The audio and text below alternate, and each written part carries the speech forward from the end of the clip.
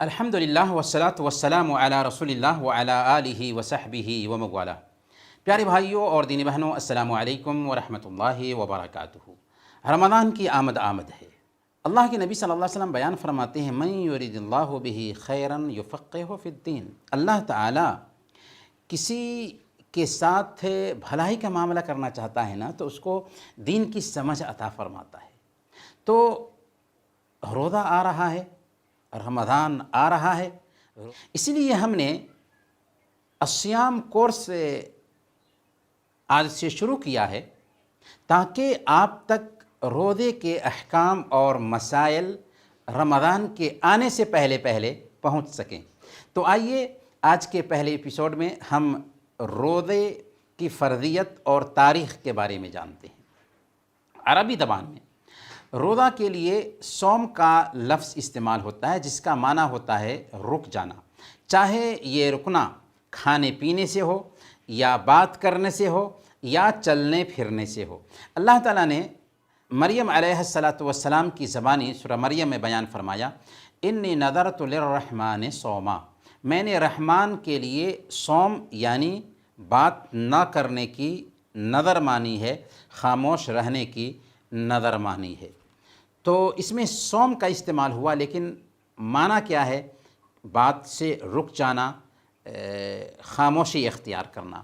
جبکہ شریعت کی اصطلاح میں صوم یا روزہ کہتے ہیں عبادت کی نیت سے، گویا کہ پہلی جو بنیاد ہے وہ یہ ہے کہ عبادت کی نیت ہو۔ فجر نکلنے سے لے کر طلوع فجر سے لے کر سورج ڈوبنے تک کھانے پینے اور شوہر بیوی کے تعلقات سے رک جانا دراصل روزہ ہے۔ روزہ کا حکم کیا ہے؟ رمضان کا روزہ ماہ شعبان میں ہجرت کے دوسرے سال فرض ہوا، اور روزے پچھلی قوموں اور آپ کے زمانے کے جو اہل کتاب پائے جاتے تھے ان پہ بھی فرض تھے، اور ان کے بیچ مشہور تھے روزے کے احکام۔ اللہ تعالیٰ نے خود قرآن کریم میں سورہ بقرہ آیت نمبر 183 میں بیان فرمایا، یا ایھا الذین آمنوا کتب علیکم الصیام کما کتب علی الذین من قبلکم لعلکم تتقون، کہ اے ایمان والو تم پر روزے فرض کیے گئے ہیں جس طرح تم سے پہلے کے لوگوں پر روزے فرض کیے گئے تھے۔ کیوں روزے فرض کیے گئے ہیں؟ لعلکم تتقون، تاکہ تمہارے اندر تقوی آ سکے۔ لیکن رمضان کے روزے دوسری امتوں پر فرض نہیں تھے۔ گویا روزہ کی مشروعیت میں ساری امتیں ایک ساتھ اکٹھا ہو جاتی ہیں، لیکن امت محمدیہ کو یہ خصوصیت حاصل ہے کہ اللہ تعالیٰ نے اسے رمضان کا یہ عظمت والا برکت والا مہینہ عطا فرمایا۔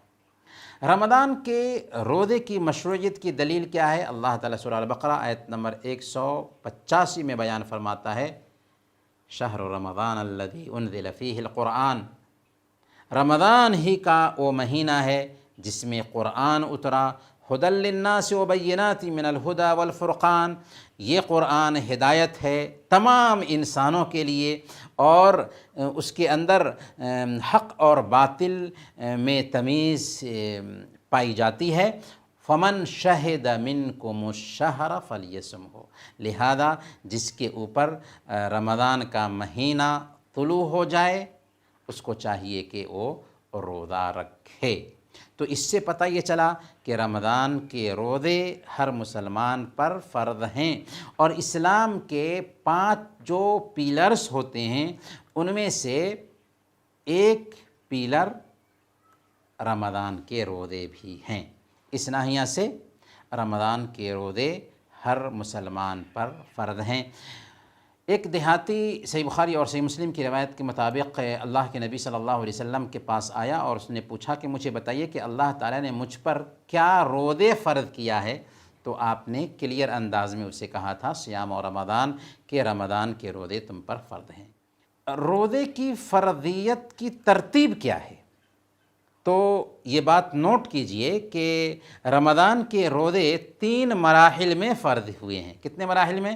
3 مراحل میں فرض ہوئے ہیں۔ پہلا مرحلہ یہ تھا کہ روزہ رکھنے اور اس کے بدلے میں کھانا کھلانے کا اختیار دیا گیا تھا، چاہے تو روزہ رکھیں چاہے تو کھانا کھلائیں، اور روزہ نہیں رکھ رہے ہیں تو فدیہ دے سکتے ہیں اور آپ سے روزے کی مانگ نہیں تھی۔ یہ پہلے مرحلے میں ایسا تھا۔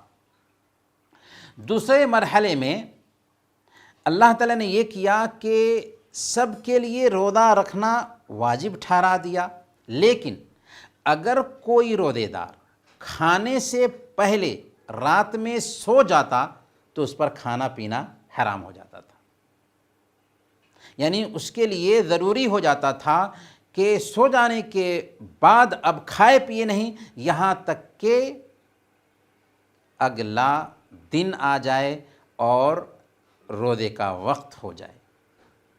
تیسرا مرحلہ یہ تھا کہ فجر سے لے کر سورج ڈوبنے تک روزہ رکھا جائے اور رات میں کھانے پینے اور شوہر بیوی کے تعلقات کی اجازت دے دی گئی، اور یہی وہ مرحلہ ہے جسے آج ہم برتتے ہیں۔ تو چونکہ اسلام دین فطرت ہے، اس نے ہر چیز کی فرضیت میں تدریج کو ملحوظ رکھا، ویسے ہی روزے کی فرضیت میں بھی تدریج کو ملحوظ رکھا۔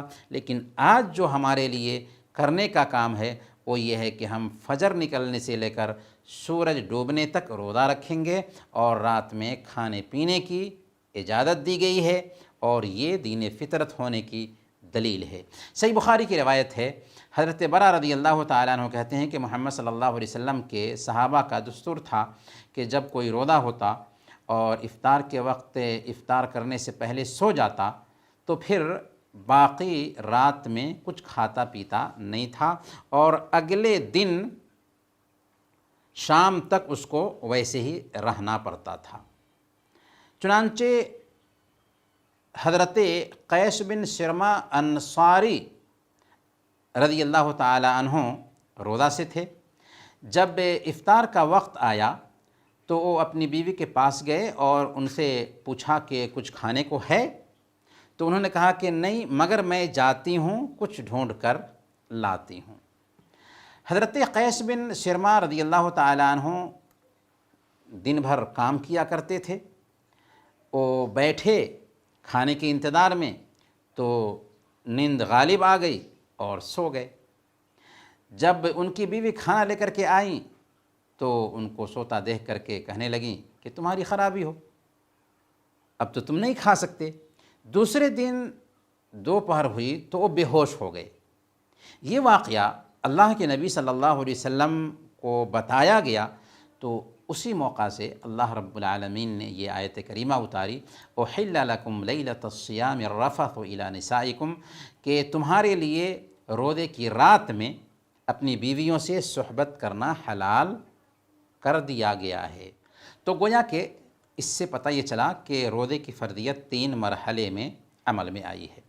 سوال یہ ہے کہ عذر کے بغیر اگر کوئی آدمی روزہ چھوڑ دیتا ہے تو اس کا کیا حکم ہے؟ تو جو رمضان کے روزے کا انکار کرے وہ اصل میں کافر ہے، مرتد کے جیسے اس کے ساتھ معاملہ کیا جائے گا، لیکن یہ معاملہ تب ہوگا جب کہ اسلامی اسٹیٹ ہو، اس کو توبہ کرایا جائے گا۔ اگر توبہ کر لیتا ہے تو اس کی توبہ قبول کر لی جائے گی، ورنہ اسے حد کے طور پر قتل کر دیا جائے گا۔ ہاں اگر وہ نیا مسلمان ہے یا آبادی سے دور کہیں تربیت پایا ہے تو ظاہر سی بات ہے کہ اس کے ساتھ ایسی سختی نہیں برتی جائے گی، بلکہ اس کے ساتھ نرمی کا معاملہ کیا جائے گا اور اسے سمجھانے کی کوشش کی جائے گی تاکہ اس کو سمجھ آ جائے۔ لیکن اگر کوئی آدمی روزے کا انکار نہیں کرتا پر سستی کی وجہ سے، کوتاہی کی وجہ سے وہ روزے نہیں رکھتا ہے، تو ایسے آدمی کے ساتھ حکم یہ ہے کہ وہ فاسق اور فاجر ہے، گناہگار ہے، اور حاکم کی ذمہ داری ہے کہ اسے قید کر دے اور اس کا کھانا پینا بند کر دے یہاں تک کہ وہ روزہ شروع کرے۔ تو یہ کچھ تفصیل تھی روزے کی فرضیت اور تاریخ کے حوالے سے۔ اگلے ایپیسوڈ میں پھر ملیں گے، تب تک کے لیے اجازت دیجیے۔ وصلی اللہ علی نبینا محمد وعلی آلہ وصحبہ اجمعین۔